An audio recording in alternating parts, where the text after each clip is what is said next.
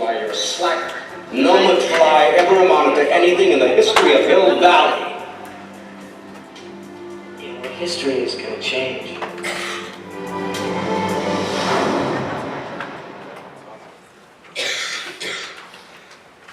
At dinner last night, some of you know I was getting hangry because I was fasting while everybody was eating. So I took my car out and drive to the future. On the way, I stopped at Tim Hortons. Apparently, Canada runs on Tim's, as US run on Dunkin' Donuts.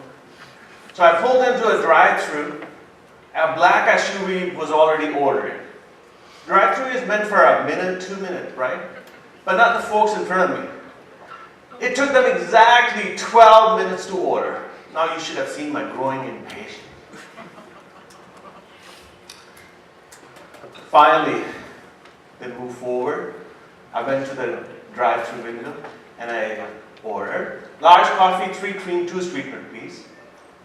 Now I can see on the pickup window boxes of donuts, bags of sandwiches, trays of drinks were appearing from the Tim window, disappearing in the SUV. Enough food for the army, I thought.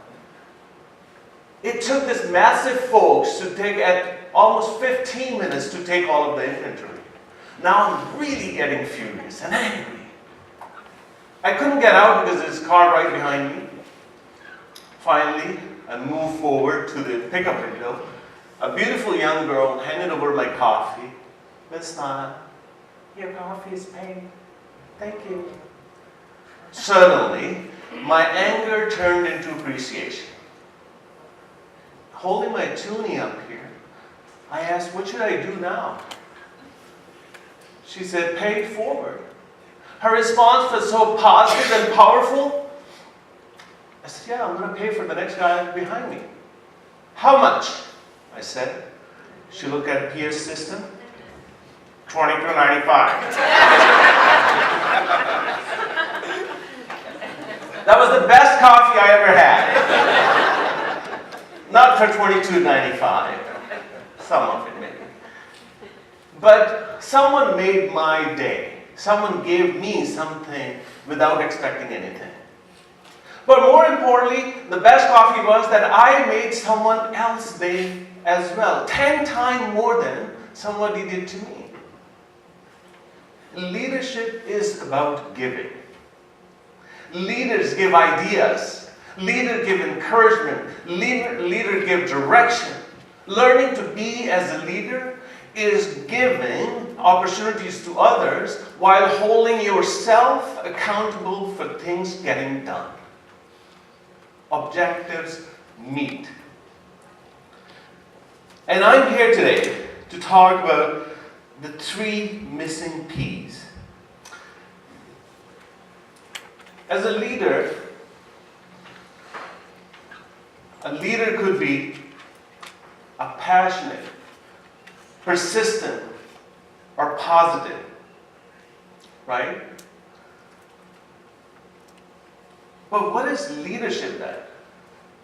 Leadership is influencing people by providing purpose, direction, and motivation, while operating to accomplish the company tasks, following processes, and improving the company overall. That is to me the leadership. And today, I'm actually honored to be part of a very successful team. As Don and Bill states over and over again, that how the winning culture we have here in Cashmere, I think we all have achieved, and you all have achieved, an enormous success over last many years. Raise your hand if you feel the thrust of success in you. Yes. Well, my presentation will be very interactive, so be raised there too. So working with the forward-thinking, positive, people-building, result-oriented leaders like you, that has helped me to become more aware of these 3 principles that I'm going to talk about today. Today, as a giver, 3 P's I want to talk about are perspective. persistent, and positive outcome. Perspective. During my high school, a young girl transferred into our school. Holy, she was gorgeous. Long black hair, big beautiful eye, great smile, and walked like a model. I so wanted to talk to her, but I was so shy and I was so nervous I couldn't did anything. You should have seen me. I was trying to make small eye contact, making small efforts in order to get to know her. Because she was the most beautiful girl I have ever seen. One of our geek classmates, who never brushed his hair or teeth, became friends with him. And I hated him. Still do. Later on, I moved to Dubai. My first day in the college, holy, all the girls in this college were supermodels. I met a woman whose beauty was shown from inside out, and I really liked her. I married that woman.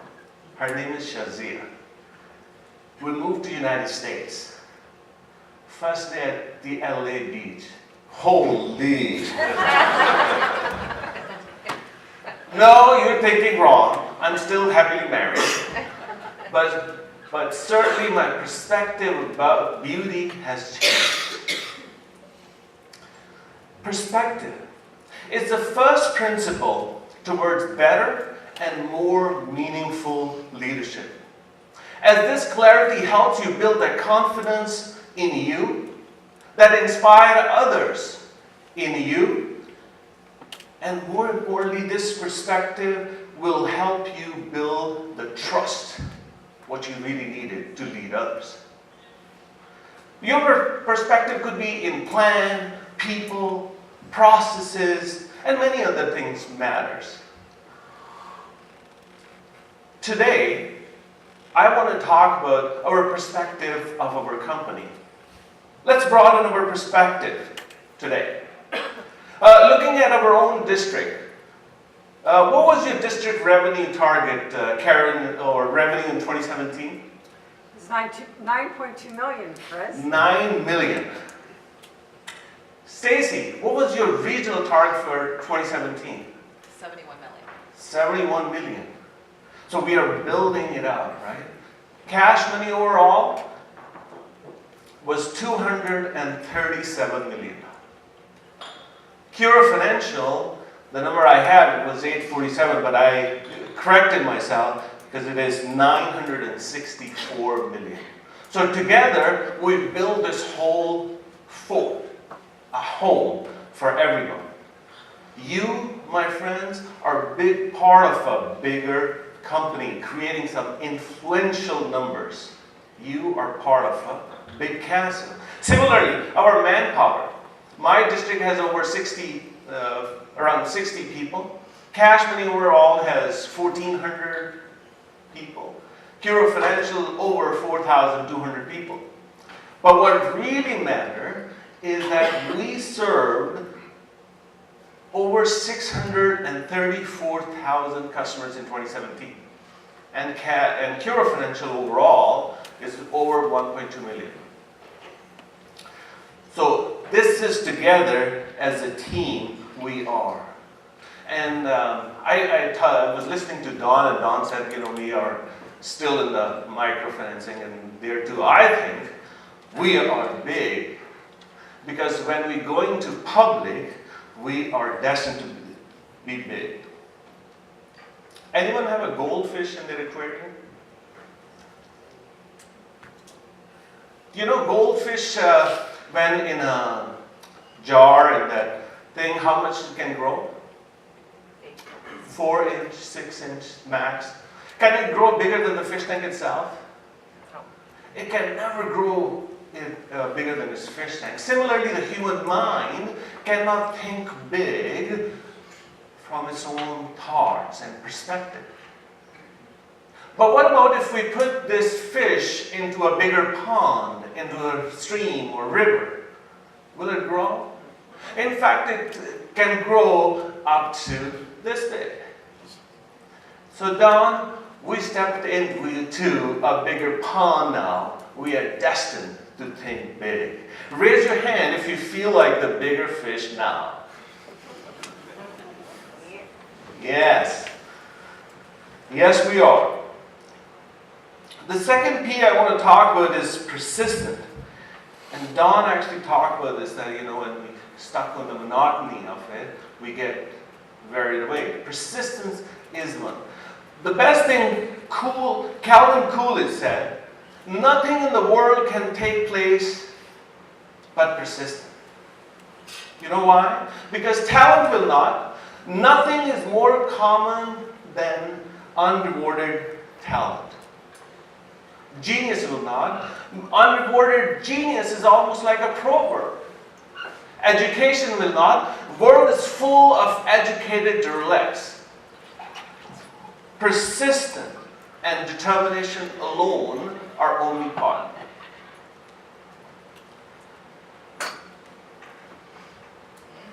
Video.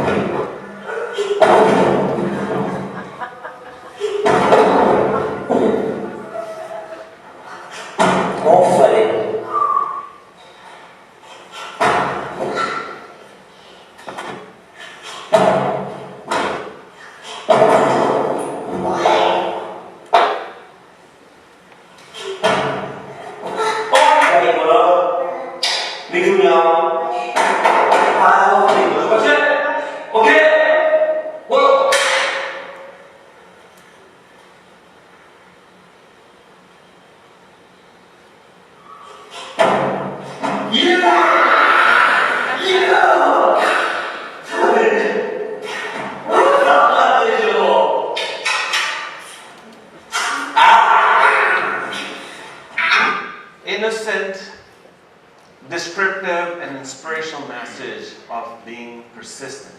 Our core value actually talk about persistent a lot, and I love one of the core values, execute with urgency, which truly depicts the principle of results-driven leadership. This principle, being persistent, will show your commitment and passion that you communicate with your actions.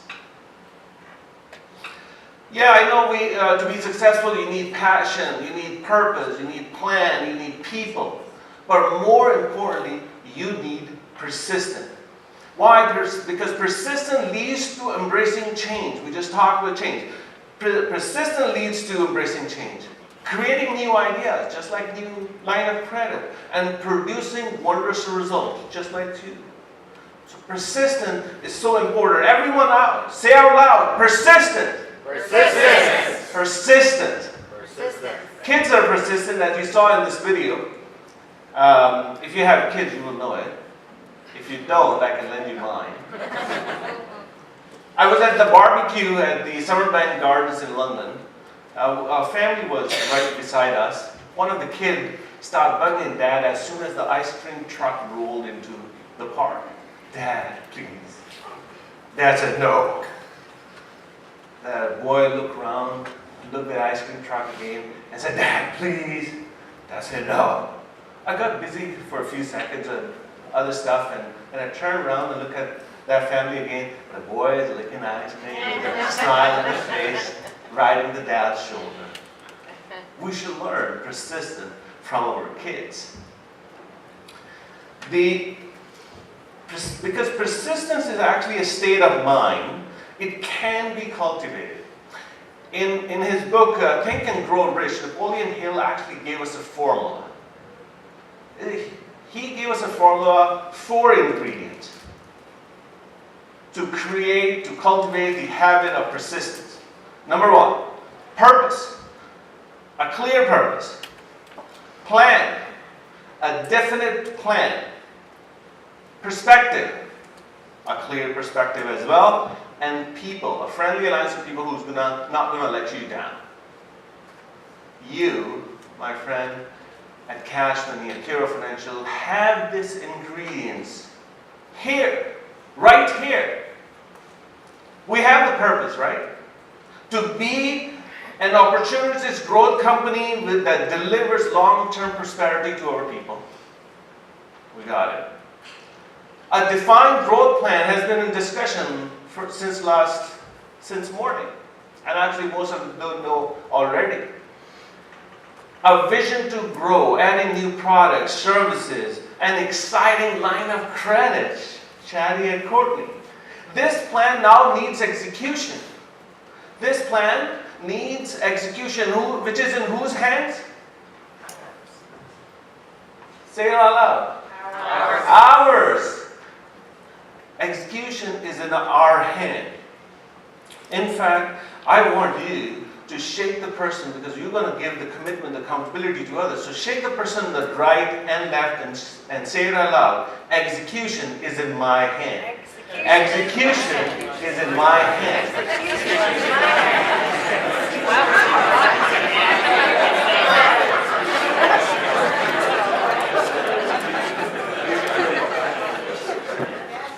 That's right, because when we say out loud, the universe saying it will bounce back and will create the momentum, just like when Scott said. We already talked about perspective. Now you should be clear to perceive a bigger picture. Perceive yourself as a bigger fish. People, a friendly alliance people, I see room full of them. So we got all the ingredients here to be persistent. Positive outcome. The last P. For this, I want to share you a story of Arunima Sinha, who clearly demonstrate all three traits that we talked about today. Perspective, persistent, and positive outcome. In April of 2011, Arunima Sinha, a 24-year-old girl, boarded a train going from Lucknow to Delhi in India for a job interview around midnight. The train was totally packed, overcrowded. She managed to find a seat at the one on the wooden bench. Thugs or thieves are very common on these trains. 4 of them tried to snatch her only golden chain. She fought back, but they all picked her up and threw her out from the moving train.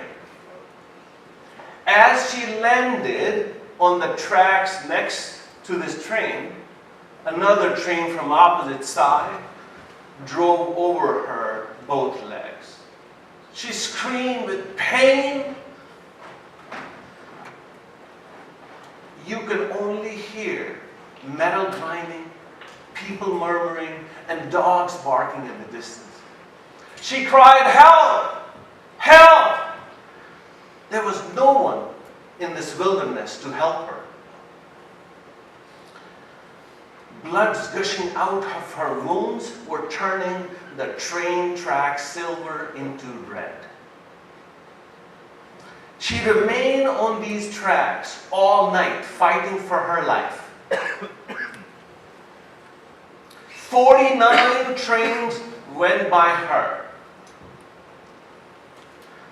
She said, the last night I remember was looking at the dark sky with bright stars before passing out. Next morning, some villagers found her on the tracks. She was still alive, took her to the nearest hospital, which has nothing to prevent pain or infection. Her right leg was completely torn off. Her left was also badly damaged. The doctor said, in order to prevent infection, we have to amputate her right leg. The young woman witnessed her own leg being sawed off without anesthesia.